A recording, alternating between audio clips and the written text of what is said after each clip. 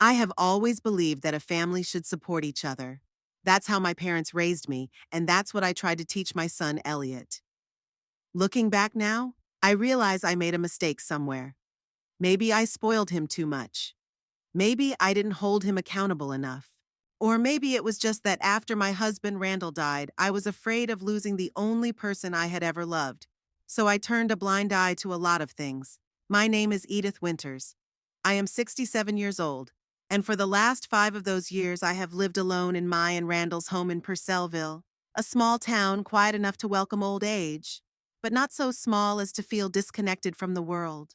We bought this house almost 30 years ago when Elliot was 12. I remember him running through the rooms, picking out the biggest bedroom. How excited he was about the backyard with the tall oak tree, perfect for a treehouse. Randall was working as an insurance agent at the time. Not the most romantic profession, but it allowed us to live a decent life. I taught elementary school and loved my job. We weren't rich, but we were never destitute. And in time, we were even able to make a few good investments. Randall was careful with money, always thinking several steps ahead. Edith, he used to say to me, we must see to it that you are comfortable when I am gone.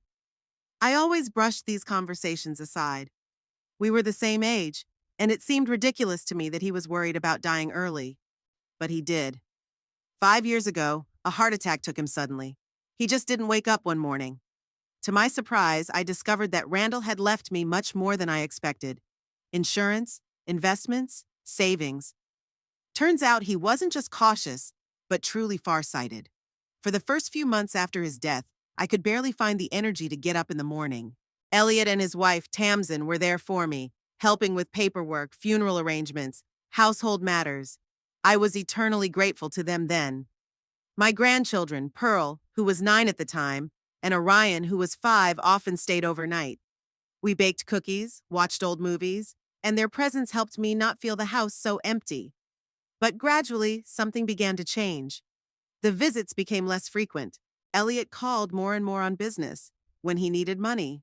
At first, they were reasonable requests to help pay for Pearl's private school, to buy Orion an orthopedic mattress when he started having back problems. I never said no. After all, why should I? A lonely old woman have all this money.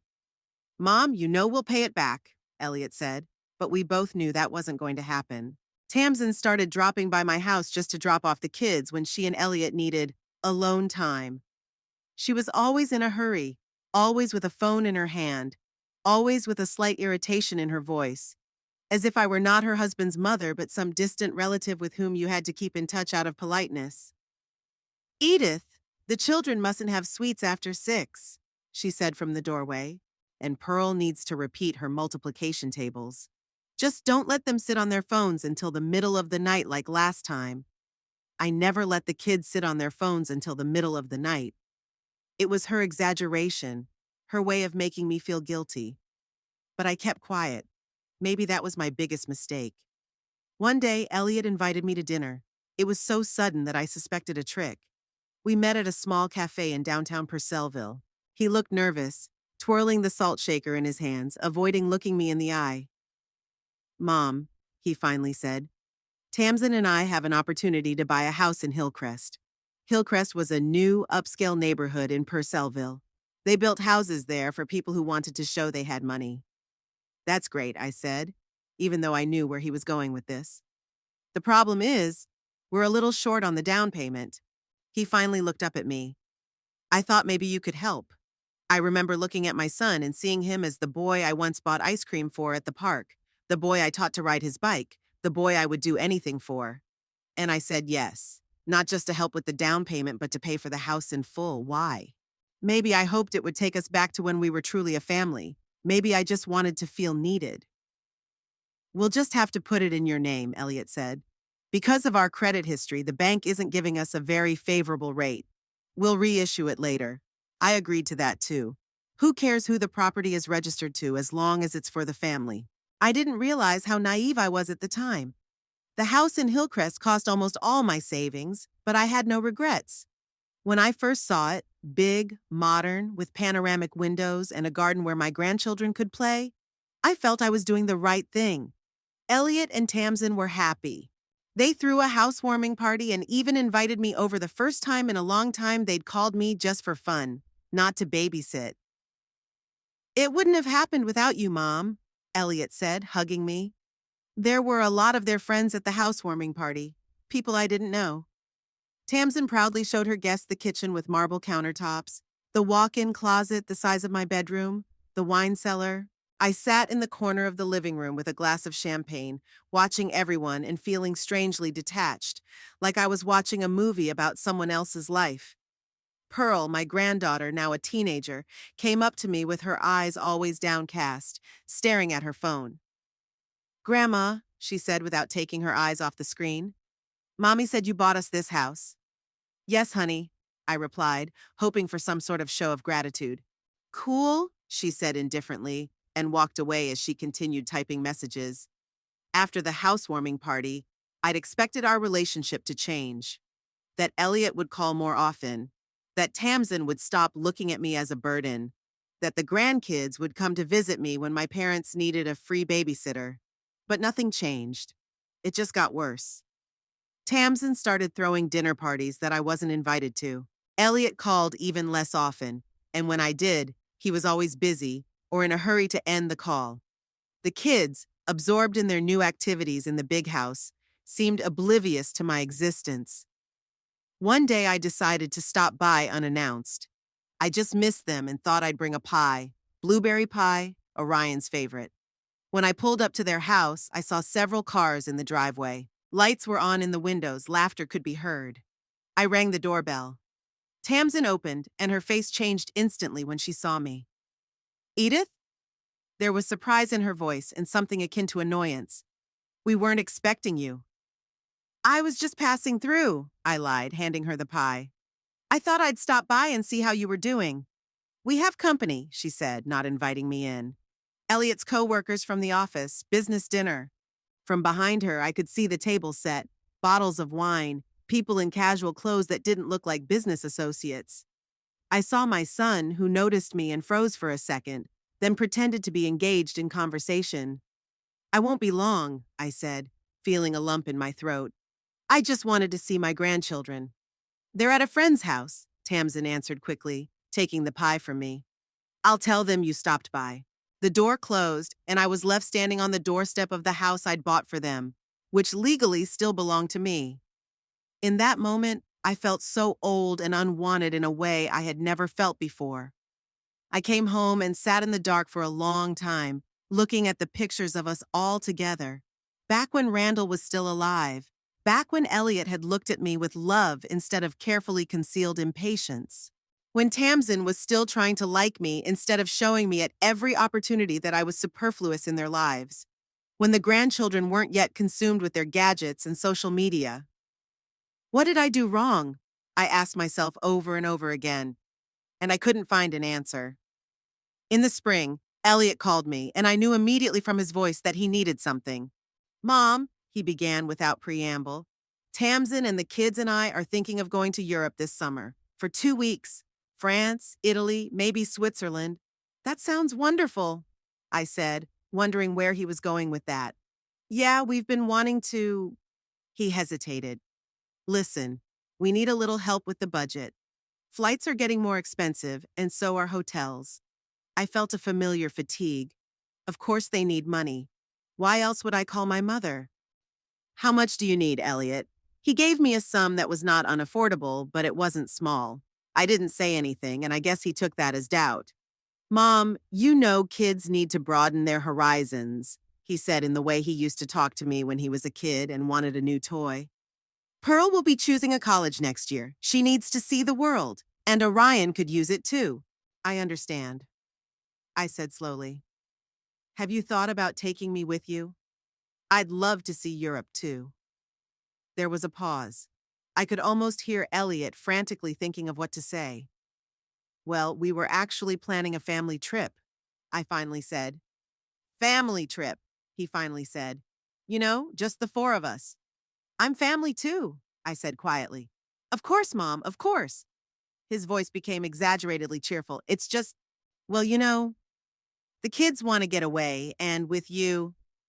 He hesitated again. I wouldn't be as much fun? I finished it for him. No, it's just, he sighed. Look, I'll talk to Tamsin, okay? Maybe we can work something out. We finished talking, and I knew he wouldn't think of anything, that he'd call in a few days and say he was sorry, but there was no way he could take me with him this time.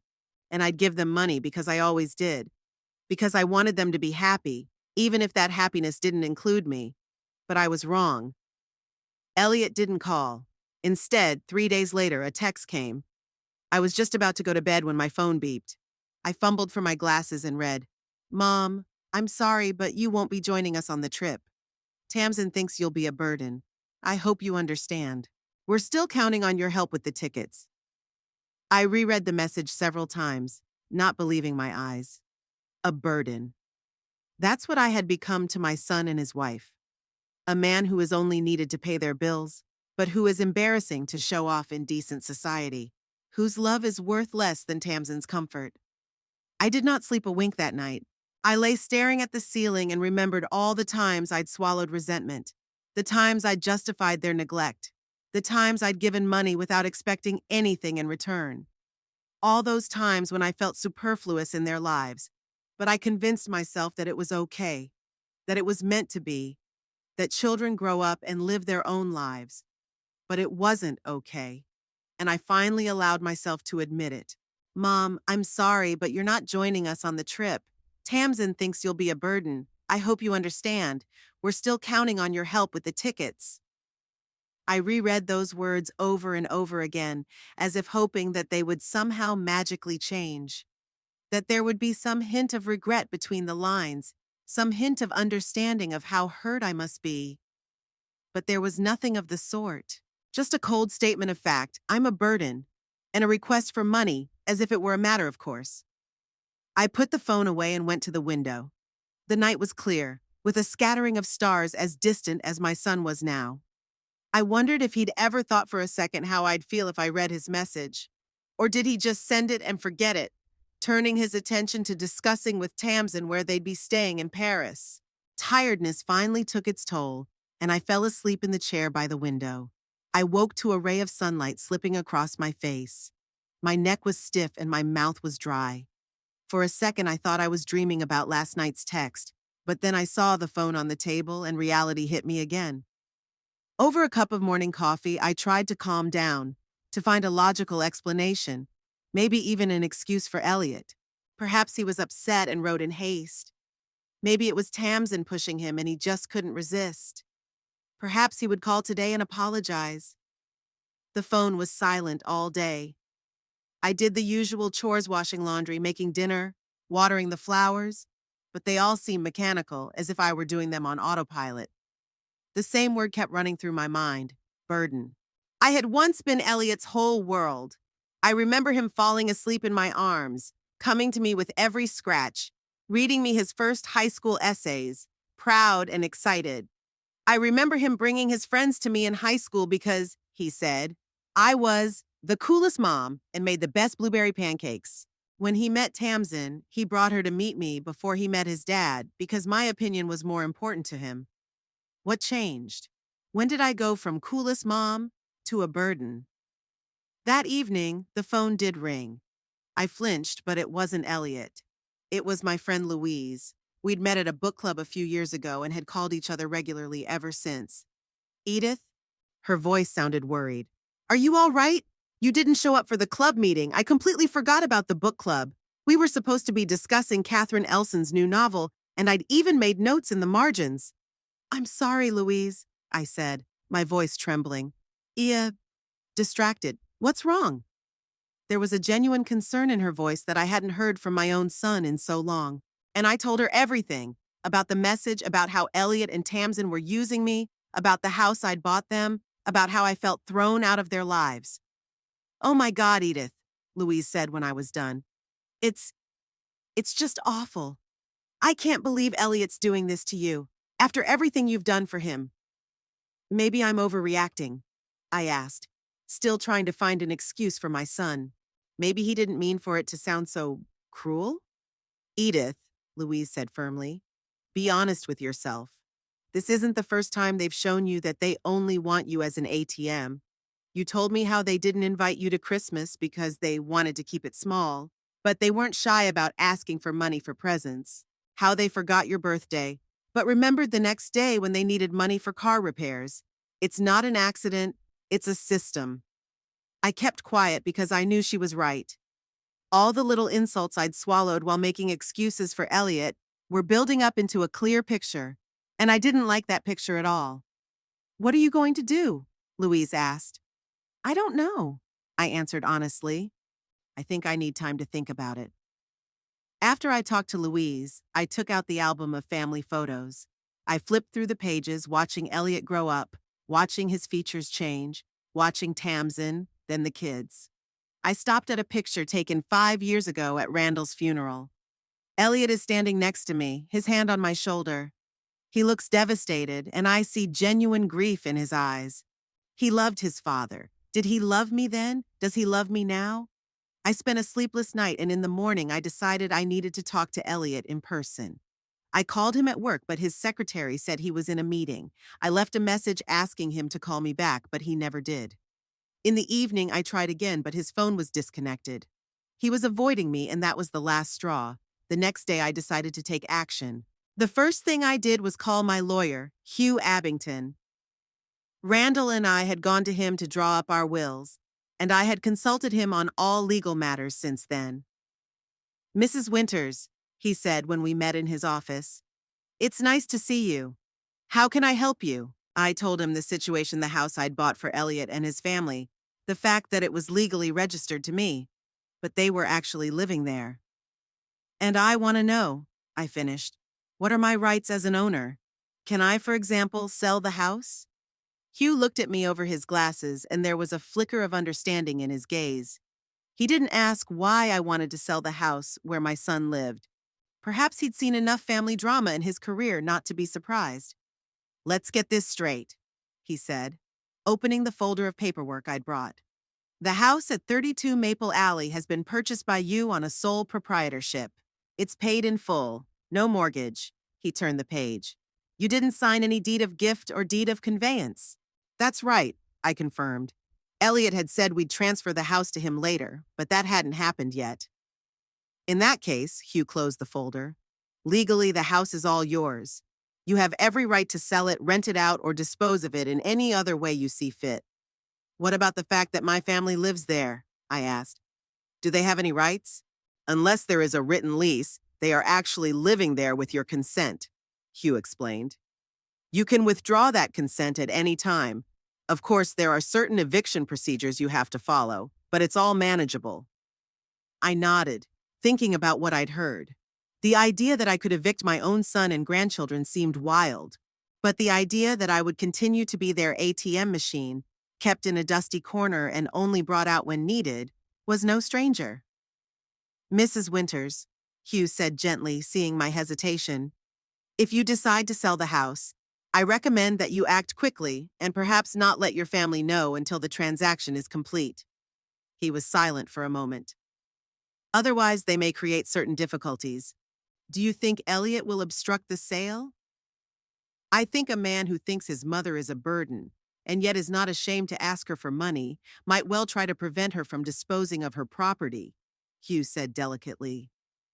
His words hit me like a slap in the face. He was right. Elliot wouldn't be sympathetic to my decision. He'd be outraged, screaming that I'd betrayed him, that I'd ruined his children's future. He won't see that he betrayed me with his attitude.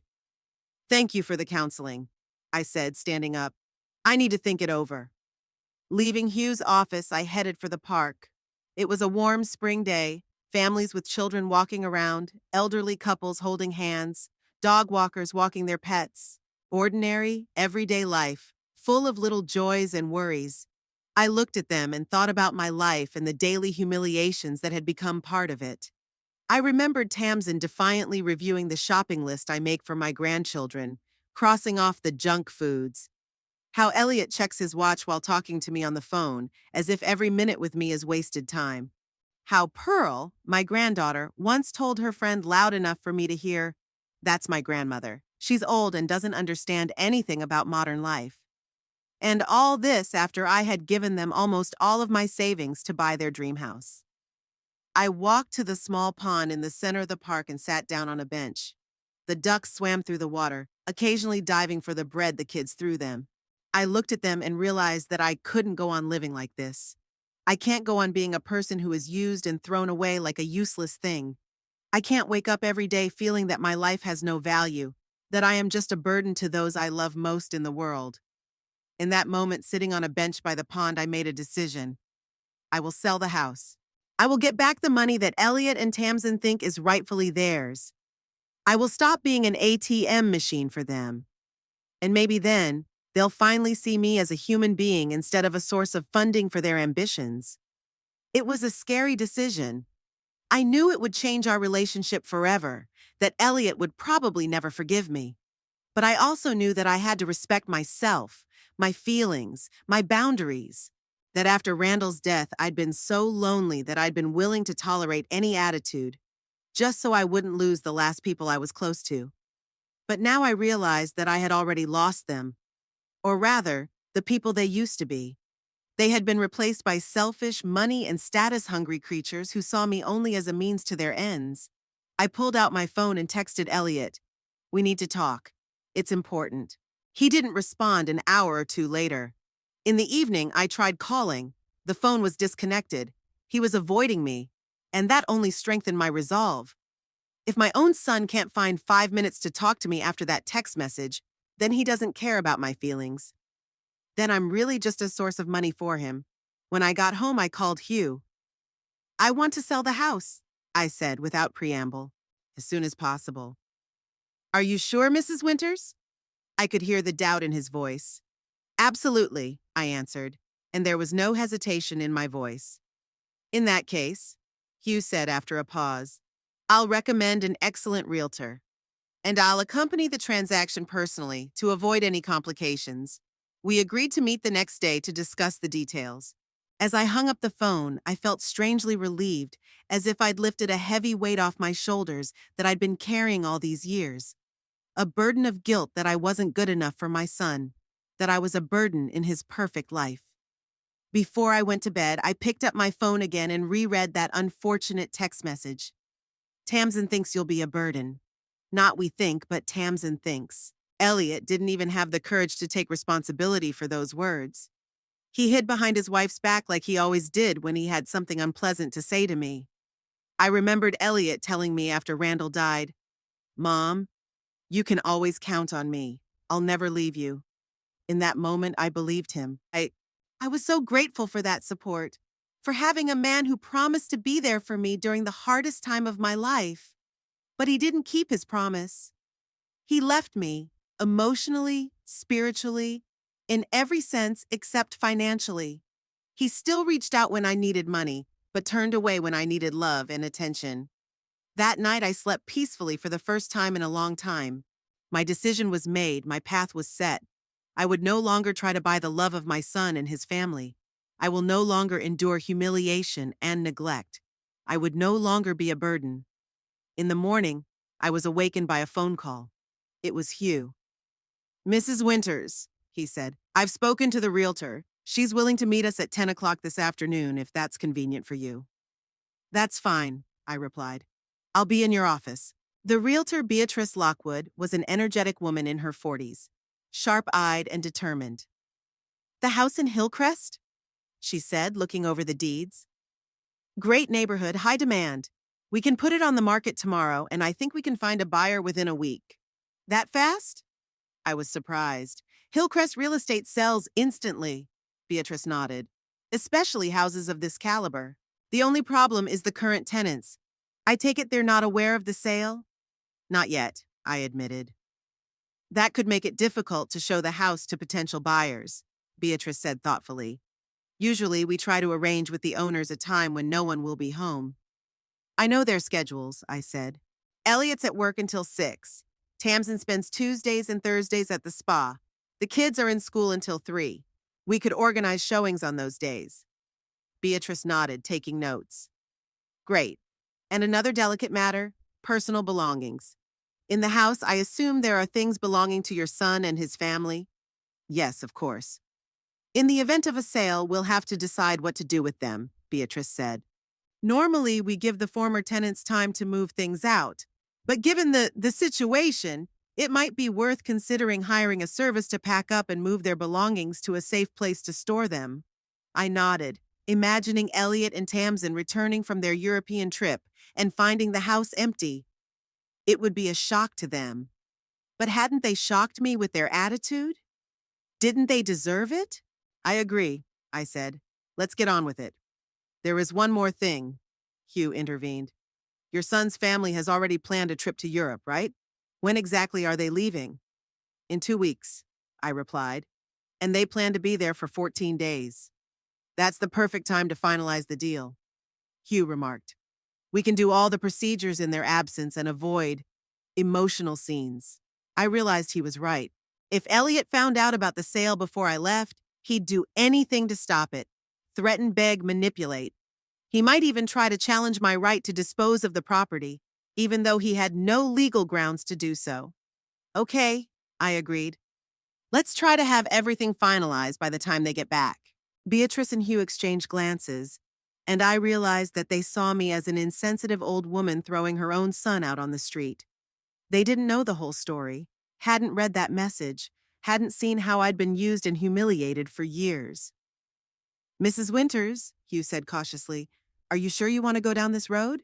Maybe you should talk to your son first, explain your feelings to him? I've tried, I replied. He's avoiding me.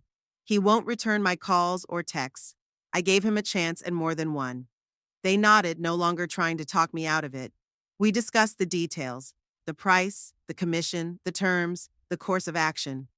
When everything was agreed, Beatrice said, I will prepare the documents and contact you tomorrow.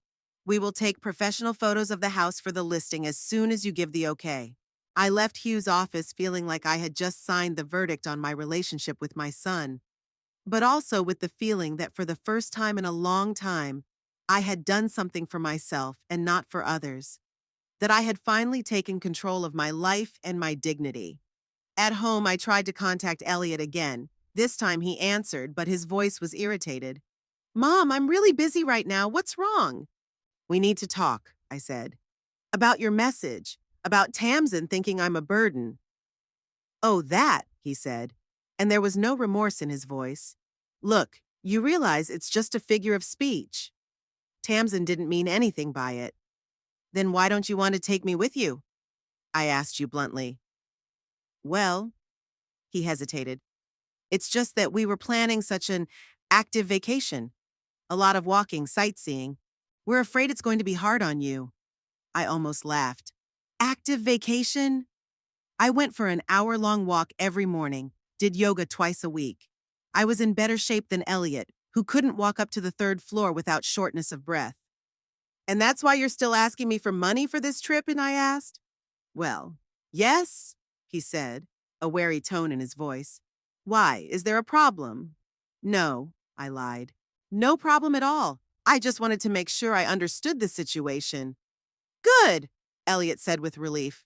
Look, I gotta run. I'll call you later, okay? He hung up without waiting for my answer, like always. I put the phone down and felt the last of my doubts evaporate. My son didn't see anything wrong with calling me a burden while asking me for money. He didn't feel the slightest sense of guilt. For him, it was okay. But for me, it wasn't anymore. I woke up the next morning with a sense of determination I hadn't felt in a very long time. There was something liberating about finally stopping letting others decide how I felt and how to live my life. I was no longer going to be just a convenient ATM for Elliot and Tamsin. The first thing I did was call the bank and cancel the automatic transfer I had set up for the monthly payment for the gardener and au pair at Elliot's house. They had insisted on these necessary expenses shortly after moving in, arguing that, in a decent neighborhood, that's the way it's done. I agreed, as I almost always did. The bank manager sounded surprised. Mrs. Winters, are you sure? These payments have been set up for over 6 months. Absolutely sure, I replied firmly. One more thing. I want to revoke the power of attorney I gave my son to manage my accounts. After Randall died, I'd given Elliot power of attorney, just in case, he'd said. It seemed reasonable at the time. Now I realized it was just another form of control. All right, Mrs. Winters, the manager said carefully. We'll send you a form to fill out. It will have to be signed in front of a notary. I'll come by today, I replied. There was something else I wanted to discuss. I hung up and sent a message to Beatrice Lockwood, the realtor I had met yesterday. I confirmed that I was ready to start the process of selling the house immediately. Then I made a list of all the financial commitments I had made to Elliot and his family, from private school fees for the grandchildren to their car insurance. The list was impressive. I hadn't realized how deep they'd gotten their hands into my wallet. Beatrice responded almost instantly. Great!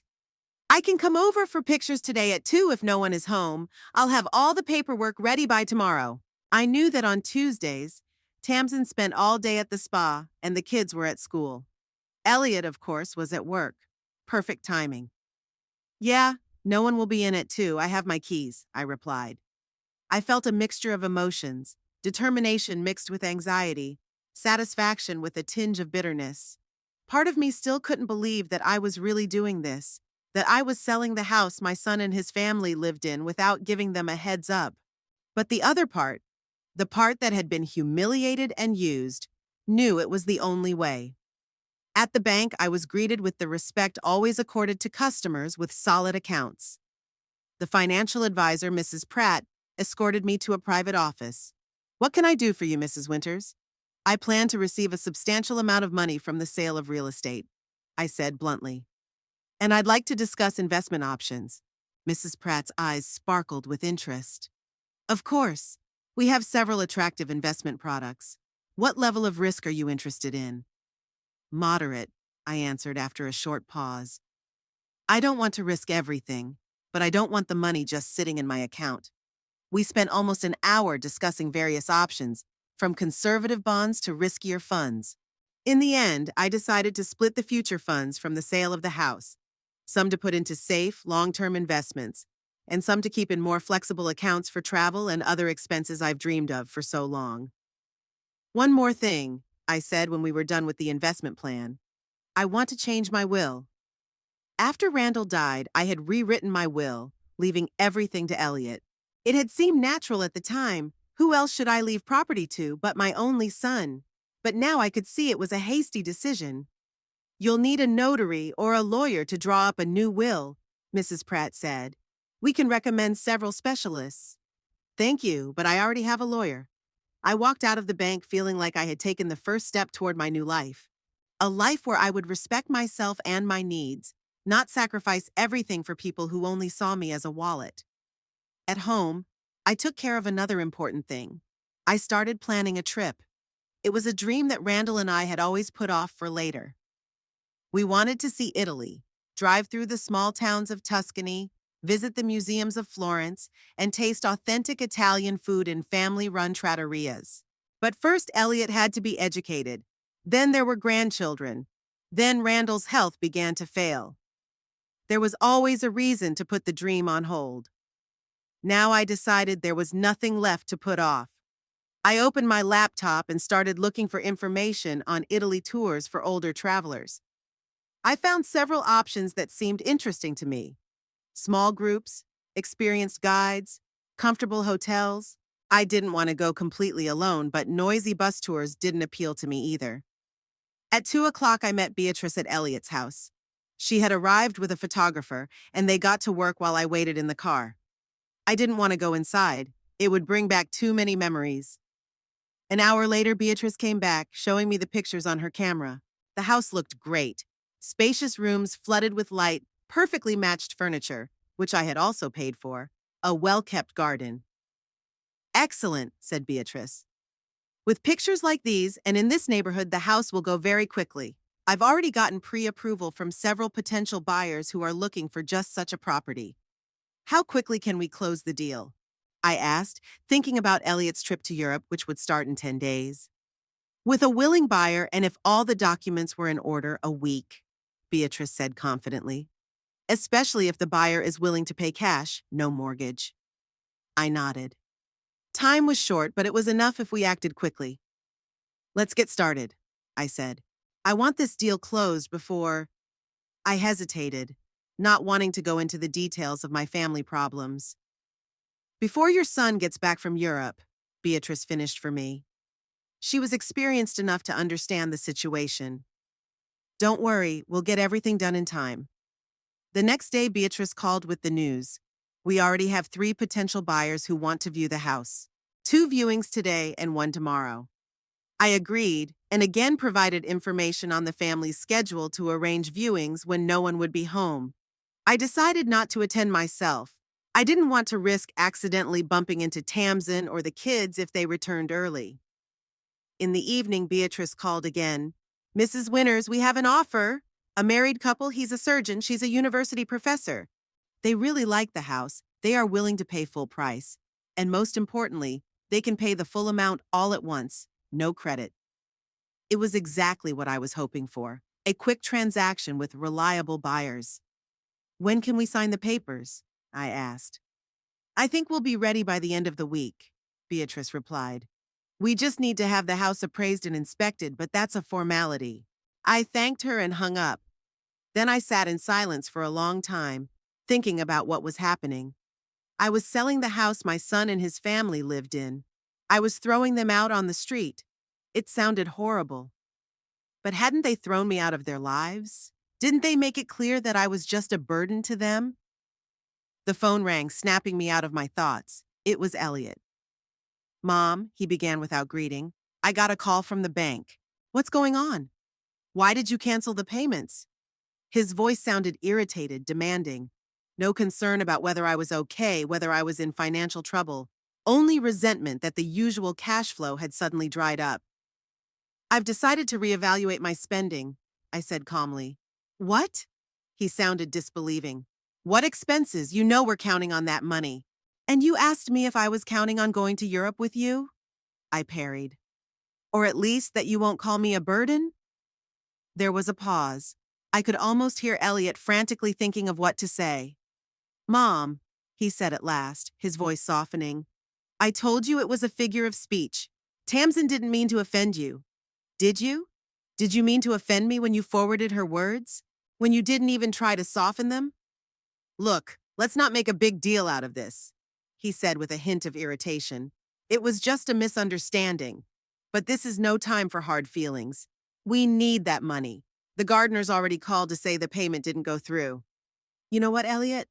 I said, feeling a wave of anger rising in me. I'm tired.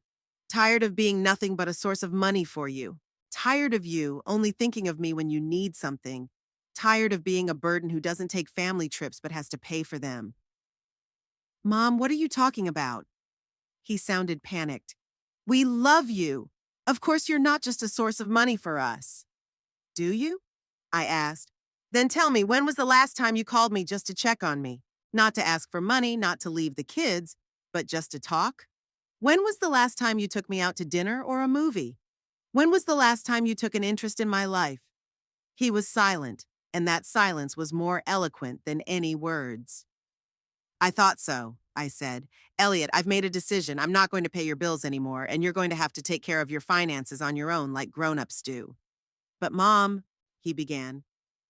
This conversation is over, I said and hung up. It took me a few minutes to calm down. My hands were shaking, my heart was racing.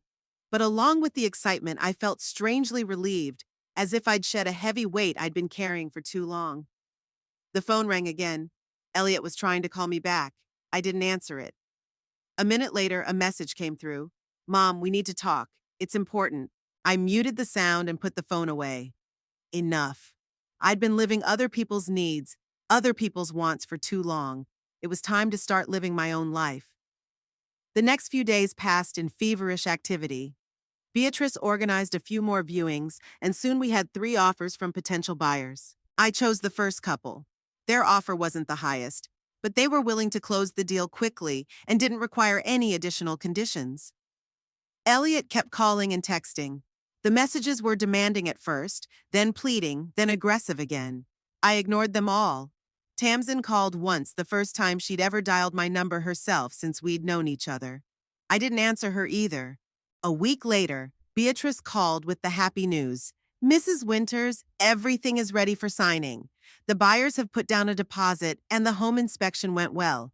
We can close the deal tomorrow. It was perfect. 3 days before Elliot and his family left for Europe. I'd have plenty of time to organize the transportation of their belongings to the storage unit. The next day, I met with the buyers in Hugh's office. Dr. Phelps and his wife turned out to be a pleasant middle-aged couple with genuine smiles and polite manners. They told me that they had been looking for a house in Hillcrest for a long time and were delighted when this one suddenly came on the market. "You have a beautiful home, Mrs. Winters," Dr. Phelps said. "We promise we'll take good care of it." I smiled weakly, not clarifying that I'd never lived in the house, that I'd bought it for an ungrateful son who thought I was a burden. Signing the papers took less than an hour. When the last signature was affixed, I felt a strange calmness. The deed was done. I no longer owned the house, which meant Elliot and his family didn't either. "Congratulations on a successful transaction," Hugh said, shaking my hand. "The money will be deposited into your account within 24 hours. I nodded, thanking him for his help. Then I turned to Beatrice. "What about the things? When can we move them out?" "I've already made arrangements with the shipping company," she said. "They are ready to start packing and moving out tomorrow morning. Everything will be moved to the warehouse by this evening." "Great," I said. "I want everything done before the return of the former tenants." Beatrice nodded understandingly. "Don't worry, Mrs. Winters. We'll get everything organized." As I left Hugh's office, I felt strangely light, as if I'd dropped a heavy backpack after a long journey. The decision had been made, the action taken. There was no turning back. In the evening, I sat down to plan the trip again, but now with specific dates and a budget. I chose a tour of Tuscany starting in a month, enough time to prepare, but not so long that I could change my mind. I booked my spot in the group, paid the deposit, then bought plane tickets, round trip, business class. Why not? I could afford it, and it was my first big trip in years. The next day, as planned, the transportation company arrived at Elliot's house. I handed them the keys and left. I didn't want to watch the process. Beatrice promised to supervise everything personally. In the evening, she called. "All the things are packed and moved to the warehouse. Dr. and Mrs. Phelps will get the keys tomorrow, as we agreed." "Thank you," I said. "What about the, notice?" Hugh and Beatrice and I had a long discussion about how to let Elliot know what had happened. In the end, we decided that the best thing to do was to leave a letter with the neighbors, explaining the situation and the address of the warehouse where their things were stored. "The letter has been given to the neighbors on the left, as you asked," said Beatrice. "They promised to give it to your son when he returned from his trip." "That's great," I said. "Thanks again for everything." I hung up the phone and sat in my chair, staring out the window for a long time. Tomorrow, Elliot and his family would fly to Europe, unaware that they had nowhere else to return to. Was this a cruel revenge? Perhaps, but they'd treated me cruelly for years, just in a different way, emotionally, psychologically, making me feel unwanted, superfluous, a burden. For the first time in a long time, I felt completely in charge of my life. I was freed from emotional blackmail, from guilt, from the need to constantly give and receive nothing in return. I could breathe fully again. Before I went to bed, I pulled out the picture of Randall that was always on my nightstand. "Would you be disappointed in me?" I asked quietly. "Or would you have understood?" His smiling face gave me no answer, but in my heart I felt that he would have understood. Randall had always valued determination and self-respect. He wouldn't have approved of the way his son treated me after his death. In the morning, I woke up with a new sense of freedom and opportunity. The money from the sale of the house was already in my account, a substantial amount that allowed me to not worry about the future and realize many dreams. I could travel, do charity work, and help those who really needed and appreciated the help. After breakfast, I called my friend Louise. "I sold Elliot's house," I said without preamble. "What?" she exclaimed. "The house? The one you bought for them?" "Yes," I confirmed. "They're leaving for Europe today, and they don't know they'll have no place to come back to." There was a pause.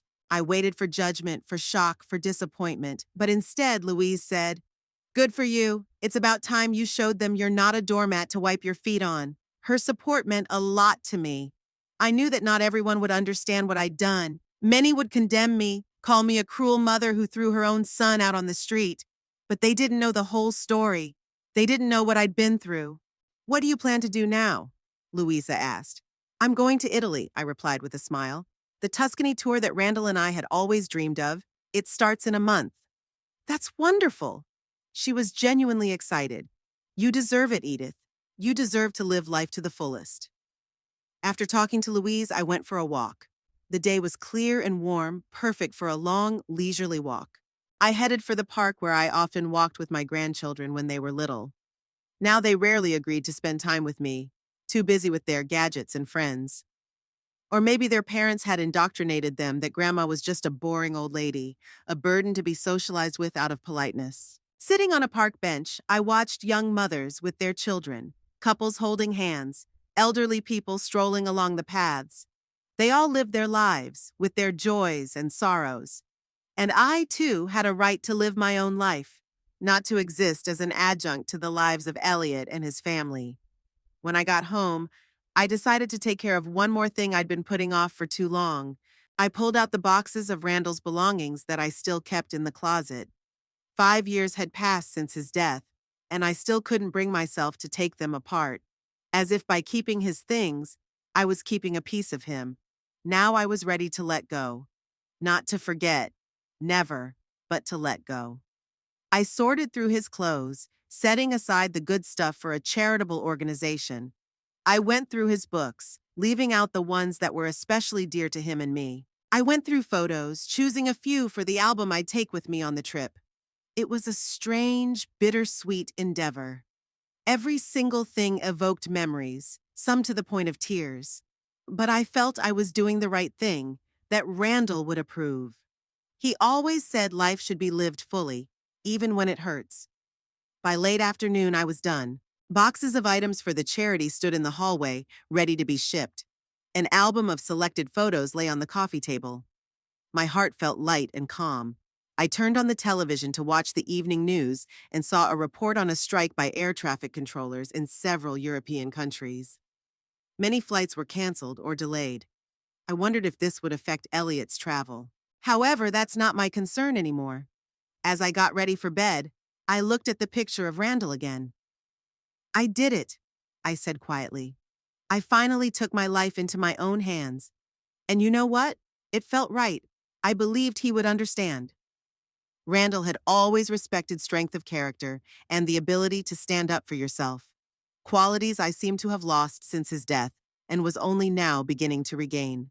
As I fell asleep, I thought of Tuscany, the rolling hills covered with vineyards, the medieval towns rising out of the cliffs, a plate of real pasta in a small family trattoria. All those places Randall and I dreamed of seeing together, but never got the chance. Now I'll get to see them for both of us, and maybe feel his presence beside me. For the first time in years, I felt not just alive, but truly free. Free from other people's expectations, from guilt, from having to give and receive nothing in return. Free to be herself, not just a mother, a grandmother, a widow, but simply Edith Winters, a woman with her own desires, dreams, and plans. And that sense of freedom was more beautiful than anything I'd experienced in a long time. The 2 weeks after the sale of the house flew by. I was busy preparing for the trip, buying new clothes, comfortable shoes for long walks, studying information about the places I was going to visit. Each day brought a new sense of freedom and opportunity. The day before Elliot and his family returned from Europe, I felt a slight uneasiness. Not doubt. I didn't regret my decision for a second, but rather excitement before the inevitable storm. I knew the reaction would be emotional. Elliot had never been good at handling surprises, especially unpleasant ones. And Tamsin, well, I couldn't imagine the hysteria she'd throw. The phone rang as I was finishing dinner. It was an unfamiliar number with an international area code. Hello? I answered cautiously. Mom? Elliot's voice sounded strange, strained. Why aren't you answering my calls? I've been trying to call you for a week. I really ignored his calls and texts the whole time they were in Europe. I didn't want to spoil my mood. I've been busy, I replied neutrally. Busy? There was a hint of irritation in his voice. So busy that you couldn't take a call from your own son? Yes, Elliot. I said firmly. So busy. I have my own life, you know. He was quiet for a moment, clearly not expecting that answer. Usually I apologized, made excuses, tried to reassure him, but not now. Mom, what's going on? He asked in a different tone of voice. You canceled all the payments. You don't answer the phone. Are you all right? There was a concern in his voice that I hadn't heard in a long time, but I knew it wasn't genuine. He wasn't worried about me, but about the money that had suddenly stopped flowing into his accounts. I'm fine, I replied. Better than I'd been in years. And how are you? How's Europe? Fine, he replied absently, clearly surprised by my calmness. Listen, we need to have a serious talk when we get back. We're flying in tomorrow, so maybe we can stop by your place tonight? I think a conversation would really be necessary, I agreed. But maybe not tomorrow. You'll have a lot of things to do when you get back. What kind of things? He asked in bewilderment. The usual jet lag, baggage claim. See you, Elliot, I said, not answering his question. Have a good trip. I hung up before he could ask any more questions. My heart was pounding, but I felt oddly calm. I had done what I had to do. Now I just had to wait for the consequences. I spent the next day at home waiting for the inevitable call. It rang around 6 p.m., exactly when I estimated Elliot and his family should have gotten from the airport to their former home. What, you did? His voice was low with barely contained rage. Hello, Elliot, I replied calmly. I assume you're back by now. Mom, he almost growled. What the hell is going on?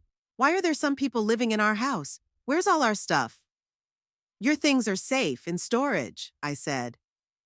The address is on the letter I left at the neighbor's house. And the new owners, Dr. Phelps and his wife, live in the house. A very nice couple. There was a deafening silence. I could almost see Elliot trying to make sense of what I'd heard, the expressions of disbelief, shock, and anger alternating on his face. You sold our house? He finally squeezed out. I sold my house, I corrected him. The one that was deeded to me and paid for entirely with my money. But we lived there, he shouted. It was our house. How could you? Very simply, I replied, remaining calm. I went to a realtor, found buyers, signed the papers, just a real estate transaction. You, he gasped with indignation. You had no right. Actually, I did, I argued. Legally, I owned the house. We never signed a deed of gift or deed of sale in your name. Remember? You insisted that it be in my name, for convenience with the bank. It was temporary. His voice broke into a shout. We were going to reissue it later. But we didn't, I said. And now it's too late. A woman's voice came through the phone, shrill, hysterical. Tamsin was demanding the phone.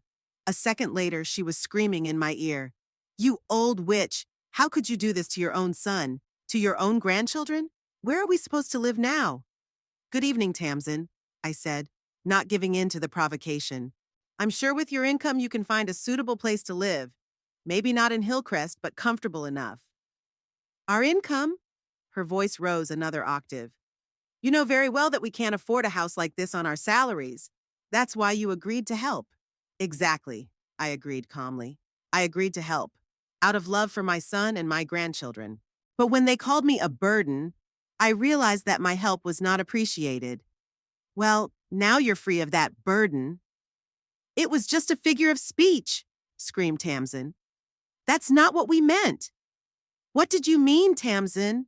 I asked. That I'm good enough to pay for your house, your cars, your children's school, your gardener, your au pair, but not good enough to go on vacation with you? That you only need me as an ATM machine but not as a family member? You've got it all wrong. There were tears in her voice. We love you. Do we? I asked. Then why haven't you asked me out to dinner in the last year?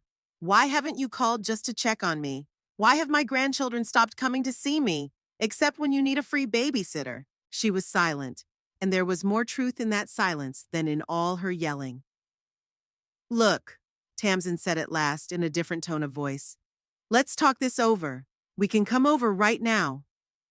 No, I said firmly. Not today.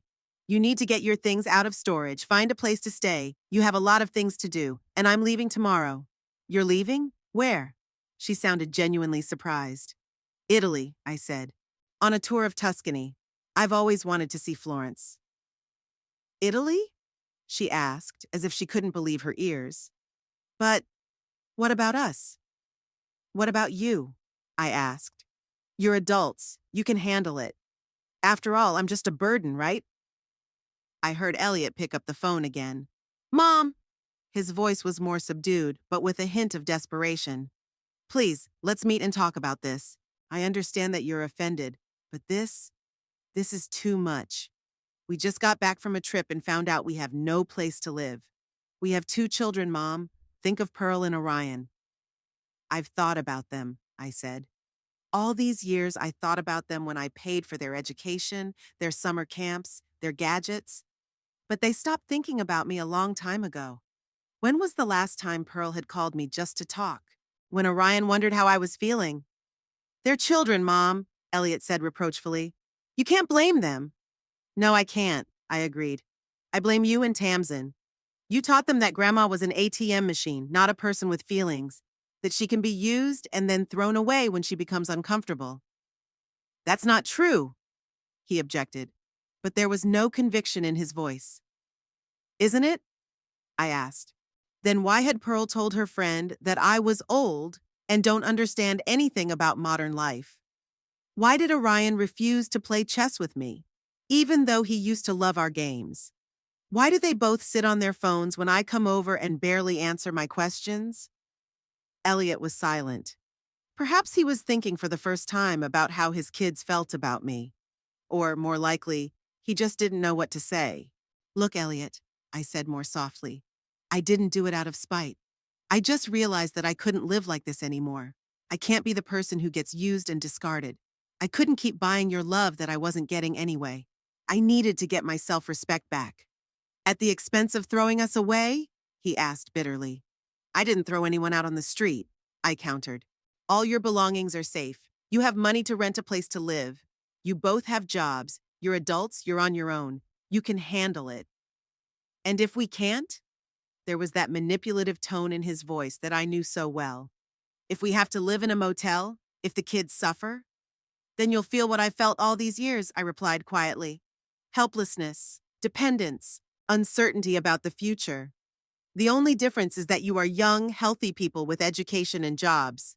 You have every opportunity to get back on your feet. And I'm a 67-year-old widow who is considered a burden by her own family. Tamsin's voice came through the phone again. She was yelling something, but I couldn't make out the words. Then a baby's cry. Orion's, I think. The whole family was in a state of shock and panic. I have to go, Elliot said, defeat in his voice. But this conversation isn't over. Of course it is, I agreed. We'll talk again. But not tonight, and not tomorrow. I need time, and so do you. I hung up the phone and sat staring into space for a long time. There was a strange mix of emotions inside of me. The bitterness of what had come to this, the relief that I'd finally said what I'd been saying for years, and oddly enough, the sympathy I felt for Elliot and his family. Despite everything, I loved them. I just couldn't let them manipulate me anymore. The phone rang again. Elliot was trying to call me back. I didn't answer it. I needed time to gather my thoughts. And they needed time to process what had happened, too. An hour later, the doorbell rang. I looked through the peephole and saw Elliot, looking disheveled and red-eyed. Tamsin was standing next to him, crying, her mascara smeared. Behind them were the children, Pearl with a haughty expression that she apparently thought was adult, and Orion, frightened and confused. I opened the door, but I didn't step aside without inviting them in.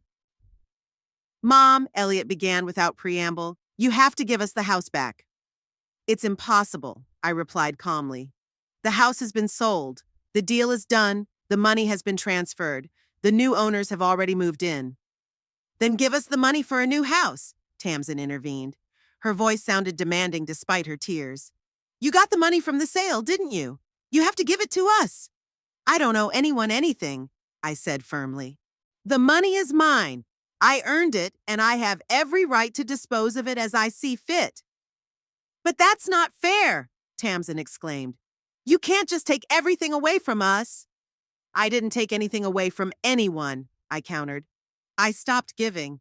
There's a difference. Grandmother, Pearl interposed, with an intonation that she must have considered mature and judicious. You realize what you've done is wrong, don't you? You've got to make it right. I looked at my granddaughter, a tall, beautiful girl who once sat on my lap and asked to read fairy tales. Now there was only cold judgment and certainty in her eyes. Pearl, I said softly, when was the last time you called me, not to ask me for anything? When did you ask how I was doing, what I was thinking, how I was feeling? She blinked, clearly not expecting such a question. Yeah, I don't know, she finally answered. I have a lot of things to do, school friends. Of course, I nodded. You have your own life. And I have mine. And I have the right to live it as I see fit, without feeling guilty about not living up to someone else's expectations. But we're family, Elliot exclaimed. A family is supposed to support each other. Yes, we should, I agreed. But support isn't a one-way street. It's not just me giving and you taking. It's mutual respect, care, attention. When was the last time you asked me how I was feeling? When you took an interest in my life, not just my wallet. Elliot opened his mouth to object, but he didn't. He knew I was right. Can I come in? Orion asked quietly, looking at me with his big eyes. I want to go to the bathroom. That simple, childish request broke the tension. I smiled and stepped aside. Sure, sweetie, you know where it is. Orion slipped past me into the house. The others followed him, though I didn't invite them in. In the living room, Tamsin immediately took a stance.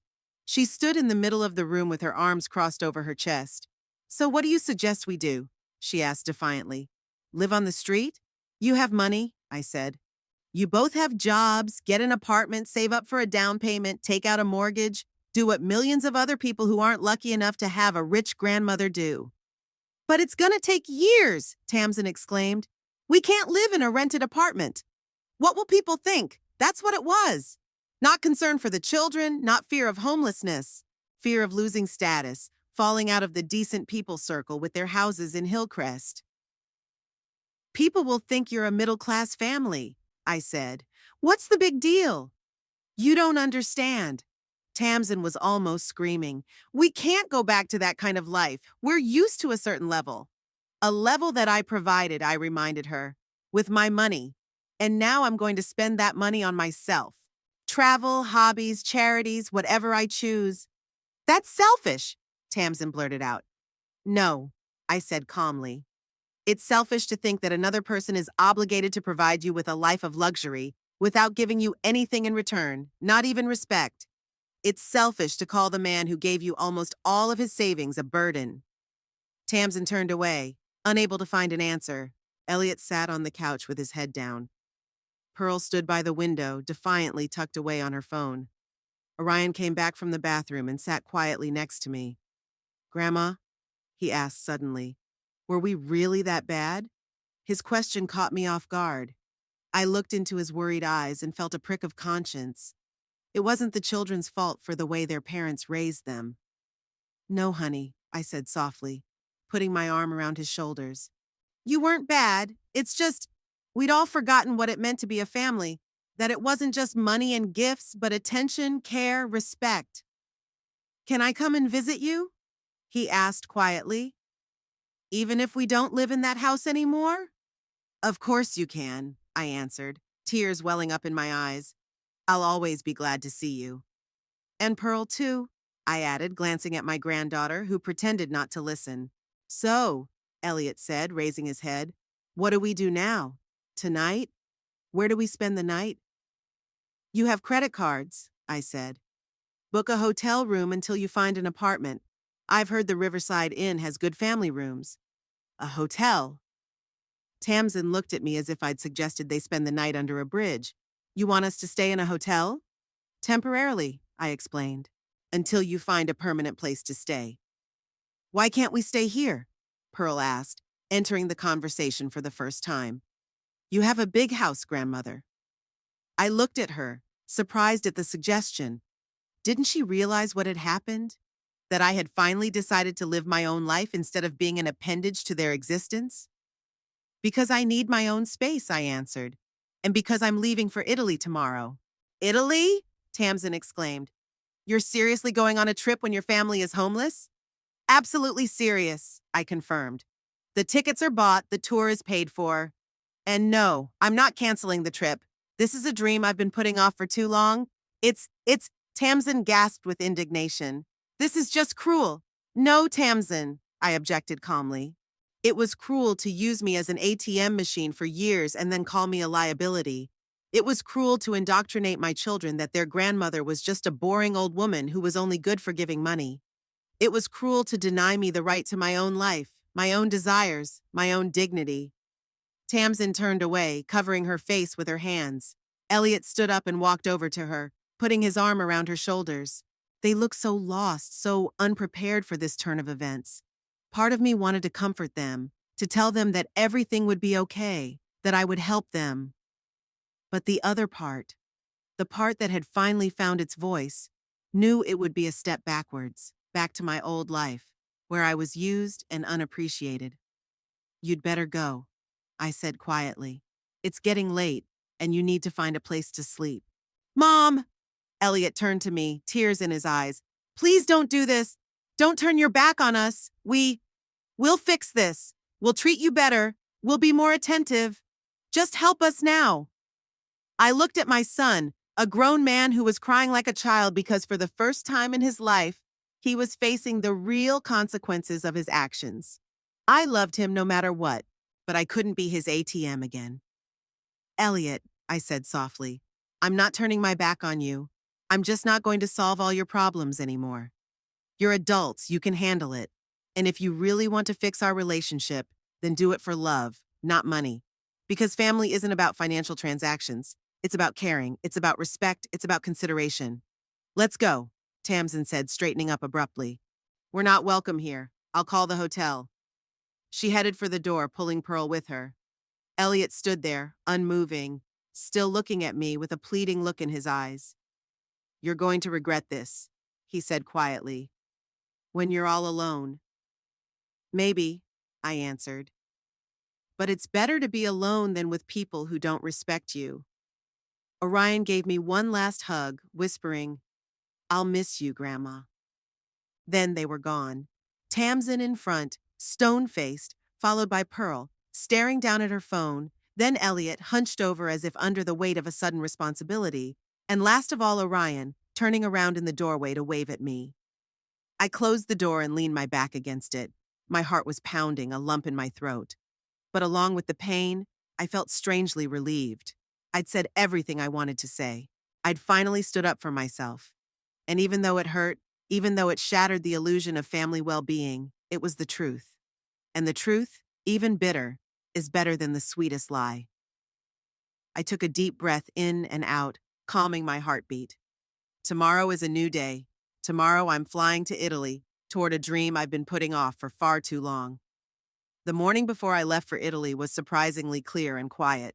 I woke up early before dawn and lay staring at the ceiling for a long time, remembering yesterday's confrontation with Elliot and his family. Their shock, disbelief, outrage. It was all expected, but it still left a heavy residue. Especially Elliot's words about how I would regret it when I was alone. There was some truth to them that I couldn't deny. Loneliness frightened me, and it was the fear of loneliness that had made me endure years of neglect. But now I realized that being alone and being lonely were different things. You can live surrounded by people and feel invisible, unwanted as it was with me in recent years, and one can be physically alone, but feel the fullness of life, freedom, self-sufficiency. I got up, showered, and started packing the last of my things for the trip. My phone rang as I was zipping up my suitcase. Elliot. I knew he would call, trying to manipulate my feelings again to invoke pity. Not today. Today was my day, the beginning of my new life. I muted the sound and put the phone away. The cab was due at 8 in the morning. I still had half an hour to spare. I sat in the chair by the window, the same one Randall liked to read in the evenings, and opened the Tuscany guidebook. I flipped through the pages, looking at the pictures of small towns perched on the hills, the vineyards stretching over the horizon, the medieval streets I would soon be walking through. A warm sense of anticipation spilled inside. Suddenly, the doorbell rang. I tensed. Had Elliot really arrived this early? I went to the door and looked through the peephole. To my surprise, standing on the doorstep was Orion, my youngest grandson, alone, without his parents or sister. I opened the door. Orion? What are you doing here so early? Where are your parents? They're at the hotel, he answered, shifting from foot to foot. Ia, I got up early and took the bus here. I wanted to see you before I left. I was touched. Of the whole family, only the 10-year-old boy had the sincerity and courage to come to say goodbye. Come in, I said, letting him in. I don't have much time, but a cab will be here soon. Orion came in and looked around as if he were seeing my house for the first time, though he'd been here many times before. But perhaps he was looking through different eyes now. The eyes of a child who had suddenly realized that adults were not omnipotent or omniscient, that they could make mistakes, suffer, make difficult decisions. Grandmother, he said, pulling a small package out of his pocket, I wanted to give you this. It's for traveling. I unfolded the paper and saw a small keychain in the shape of a compass. It's so you won't get lost, Orion said seriously. So you could always find your way home. I felt a lump come up in my throat. That simple, childish gift meant more to me than any expensive offering I'd ever received. There was a genuine concern in it, unmarred by calculation or obligation. Thank you, honey, I said, hugging my grandson. This is the best gift ever. I'll take it with me everywhere. The doorbell rang. A cab had arrived. Orion hugged me goodbye, as tightly as he had when he was little. I'll miss you, Grandma. Will you bring me something from Italy? I will, I promised, kissing him on the top of his head. Now I really had to go. I walked out to the cab with a light heart. Maybe all was not lost. Maybe there was a silver lining to this situation. A chance to build a new, healthier relationship based on mutual respect rather than financial dependence. At the airport, I turned my phone off. I didn't want calls from Elliot or texts from Tamsin to mar the start of my trip. These 2 weeks would be mine alone, a time of freedom, of discovery, of new experiences. The flight was uneventful. I looked out the window at the clouds below and thought about how strangely life had turned. A month ago, I was just a convenient ATM machine for my family, a person who was tolerated out of politeness and used when necessary. Now I was flying to Italy toward a dream I had put off for far too long. When the plane landed in Florence, I felt a surge of energy. The airport greeted me with warmth and the hum of voices in different languages. I went through passport control, got my luggage, and went to the arrival hall where I was to be met by a representative of the travel company. A young Italian man with a sign that read Mrs. Winters spotted me and waved hello. He escorted me to the van where the other tour participants, 8 people, all about my age or a little younger, were already waiting. Welcome, said the guide when everyone was gathered. My name is Marco, and for the next 2 weeks I will be your guide through the wonders of Tuscany. He talked about the tour program, the places we would visit, what awaited us in the coming days. I listened with interest, enjoying the melodiousness of his English with an Italian accent. A cozy room with a view of the tiled roofs of the old city was waiting for me at the hotel in the historic center of Florence. I unpacked, showered, and decided to get some rest before the evening group meeting. The next few days flew by like a dream. We walked around Florence, admiring the majestic Santa Maria del Fiore Cathedral with its famous dome, wandered through the Uffizi Gallery, looking at masterpieces by Botticelli and Leonardo da Vinci, sat in small cafes enjoying the world's best cappuccino. Then our tour continued to the small towns of Tuscany. Siena with its unique shell-shaped square, San Gimignano with its medieval towers, Montepulciano, famous for its wines. We stayed in family-run guest houses, dined in tiny trattorias with recipes handed down from generation to generation, tasted local wines, and enjoyed the leisurely pace and beauty of the Italian countryside. I could feel something changing in me every day.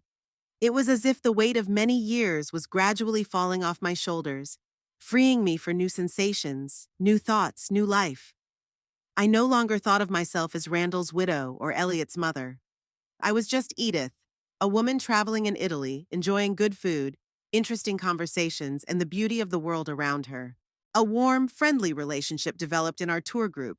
We ate breakfast together, discussing plans for the day, ate lunch together in small restaurants, and enjoyed evening walks through ancient streets together.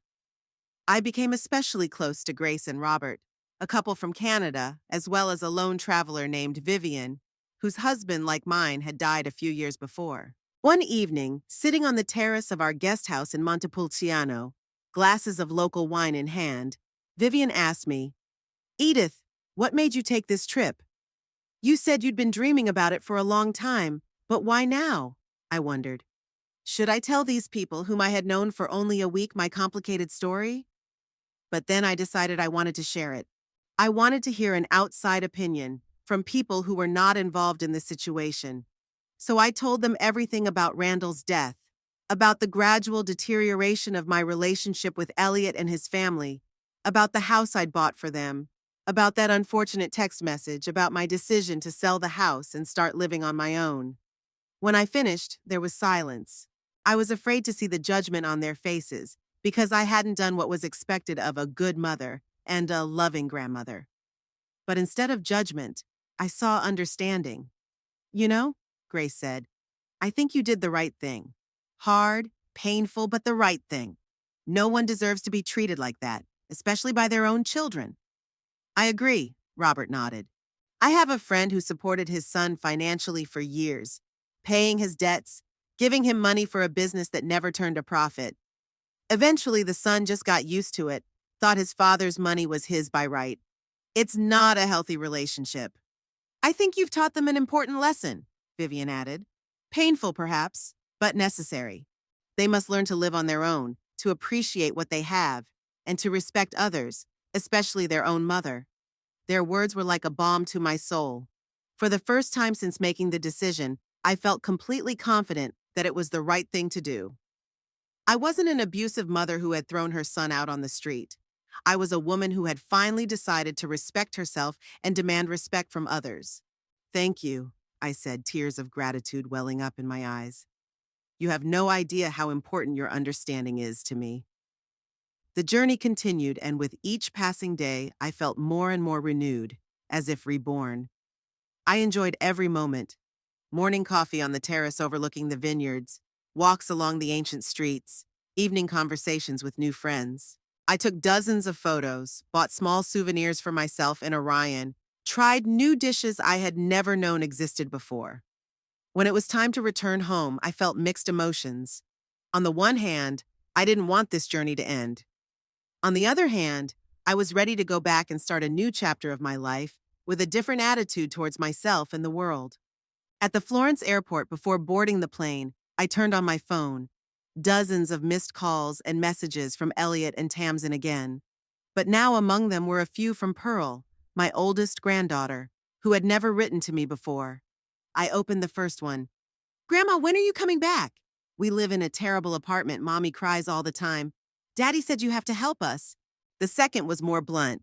"It's not fair. All my friends live in normal houses and we live in this hole. I can't invite anyone to visit. Why did you do this to us?" And finally, the third sent yesterday. "I'm sorry about the previous messages. Dad told me why you sold the house. I didn't realize we treated you so badly. I miss you." That last message touched me. Perhaps there really was a chance for change in this situation, for building a new, healthier relationship. When the plane landed at the Purcellville airport, I felt strangely calm. I was returning to the same town, the same house, but I was a different person, stronger, more confident, more free. I took a cab and drove home. As I drove past the Hillcrest neighborhood where Elliot and his family used to live, I felt no regret, no guilt, just a quiet confidence that my decision was right. At home, everything was just as I'd left it. I unpacked my suitcase, showered, and, despite being tired from the flight, decided to call Elliot. "Better to face the storm than wait for it to find you." He answered after the first ring, as if he were sitting there with the phone in his hand. "Mom, are you back?" "Yes, Elliot," I answered calmly. "I'm home. Can we come over?" His voice was a mixture of impatience and caution. "We need to talk." "Not today," I said. "I was tired from the road. Let's do it tomorrow, 2 o'clock. "Okay." he agreed quickly, as if he was afraid I'd change my mind. Tomorrow at 2. I hung up the phone and stared out the window at Purcellville for a long time. Tomorrow would be the beginning of a new phase of my life, a life in which I would no longer sacrifice myself for those who didn't appreciate me. A life in which I will respect myself and demand respect from others.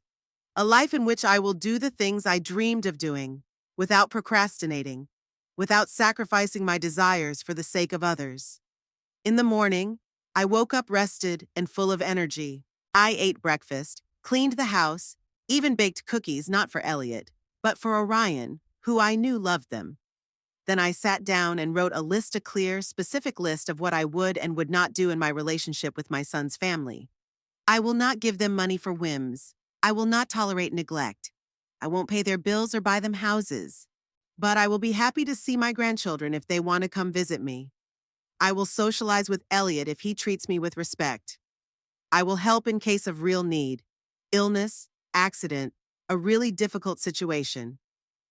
At exactly 2 o'clock, the doorbell rang. I opened it and saw the whole family, Elliot, Tamsin, Pearl, and Orion. They looked different, not as dapper as they used to be. Their clothes were plainer, their faces gaunt, their eyes wary. Orion was the only one who rushed over to hug me. "Grandma, I missed you so much. Did you bring me anything from Italy?" "Of course, darling," I smiled, hugging him back. "Come on in, everyone."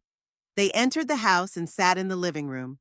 Tamsin was aloof, stone-faced. Pearl was clearly uncomfortable, avoiding my gaze. Elliot looked tense but tried to smile. "How was the trip, Mom?" he asked when everyone was seated. "You look rested." "It was wonderful," I replied. "Italy is beautiful. I'm even thinking about going back in the fall, maybe to Rome and Venice." "Mom," Elliot cut to the chase, "we need your help. You know we're living in a rented apartment, barely making ends meet." "I know that you live like most people do," I said calmly, "within your means. But that's not what we're used to." Tamsin couldn't take it anymore. "The children are used to different things. Habits can be changed," I said, "especially bad ones." "Mom," Elliot tried to take a conciliatory tone, "we know we've hurt you. I was wrong. I shouldn't have called you a burden. I shouldn't have treated you so consumerist. I'm sorry." I looked at my son carefully. Was his remorse genuine, or was it just a new tactic to get what he wanted? "I forgive you, Elliot," I said after a pause. "But forgiveness doesn't mean things will go back to the way they were. Things have changed. I've changed." "What do you mean?" he asked warily. "I won't be your ATM anymore," I answered bluntly. "I won't buy you houses, pay your bills, finance your lifestyle. You're adults, you have jobs, you can take care of yourselves." "But," Elliot began. "But I'll be happy to see my grandchildren," I continued, not letting him interrupt me. "I'd be happy to communicate with you, as long as it was based on mutual respect, not financial dependence. And I'll help in case of real need, illness, accident, emergency." Elliot and Tamsin exchanged glances. I could almost see their minds working, trying to find a new approach, a new way to manipulate. "Mom," Elliot finally said, "we just want to be a family, like we used to be." "No, Elliot," I said firmly. "It won't be like it used to be. I used to be an ATM machine to you, not a person. You used to use me, disrespect me, think of me as a burden. I won't let that happen again." Tamsin stood up, clearly ready to leave.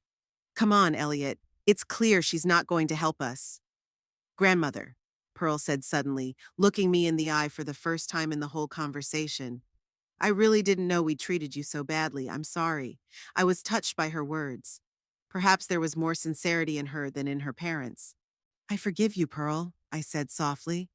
"And I'd be glad if you wanted to come and visit me. We could spend time together like we used to when you were little." She nodded, and in her eyes I saw a glimmer of the child I had once known and loved. "I want to stay with grandmother," Orion said suddenly, clinging tighter to me. "Can I stay?" Tamsin and Elliot looked at each other, clearly unhappy at this turn of events. "Not tonight, sweetheart," I said, stroking his head. "But you can come over whenever you want. We'll bake cookies, play chess, read books, anything you like." "We should go," Tamsin said, heading for the door. "Kids, let's go." Elliot remained seated. looking at me with an expression I couldn't quite pinpoint. Disappointment? Regret? Anger? Mom, he said quietly, are you really not going to help us? Not even a little? I already told you, Elliot, I answered firmly. I'll help in case of real need. But buying you a new house or paying for your old lifestyle, no. He stood up, and in his eyes I saw a glimmer of the old Elliot, the manipulative one, used to getting everything he wanted. You're going to regret this, he said quietly, when you're old and sick and there's no one to take care of you. Maybe, I answered calmly. But you know what? I'd rather be alone than with people who only see me as a purse.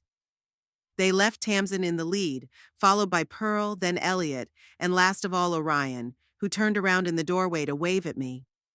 I closed the door and went back into the living room. My heart was pounding, but I felt oddly calm. I had done what I had to do, stood up for myself, set boundaries, refused to be someone's convenient victim. I went to the window and watched them get into Elliot's old car, so different from the luxury SUV he used to drive. Maybe they were really struggling. Perhaps they were really struggling to survive in a world where there was no longer an endless stream of money from a generous mother and grandmother. But it was their struggle, their life, their choice. I had mine.